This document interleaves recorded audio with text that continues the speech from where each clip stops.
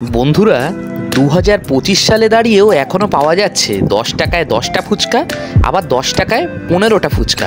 এই যে ভিড়টা দেখতে পাচ্ছেন, এখানে হচ্ছে 10 টাকায় 10টা ফুচকা পাওয়া যায়। আর ঠিক সামনে ইটভাটার ঠিক পাশে ওখানে পাওয়া যাচ্ছে 10 টাকায় 15টা ফুচকা। আমরা 1 বছর আগে যখন এসেছিলাম তখনও 10 টাকায় 15টা ফুচকা পাওয়া যেত।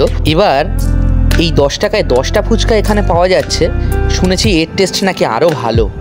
তো আমরা এবার এইখানেই টেস্ট করলাম, তারপর চলে গেলাম 10 টাকায় 15টা ফুচকা যেখানে পাওয়া যাচ্ছে সেখানে।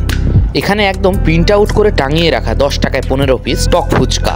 স্থানীয়রা ছাড়াও এখানে বহু দূর দূর থেকে অনেকেই আসে ফুচকা খেতে, আর সেই জন্য পরে লম্বা লাইন। আপনারা যদি কখনো আসেন এখানে, তাহলে আপনাদেরও কিন্তু লাইন দিয়ে তবেই পেতে হবে ফুচকা। দুটি দোকানেই খুবই ভিড় হয় সন্ধ্যের টাইমে। আর 10 টাকায় কেউ 10টা বা কেউ 15টা দিচ্ছে বলে কারো কোয়ালিটি খারাপ সেটা কিন্তু আমার একদমই মনে হয়নি।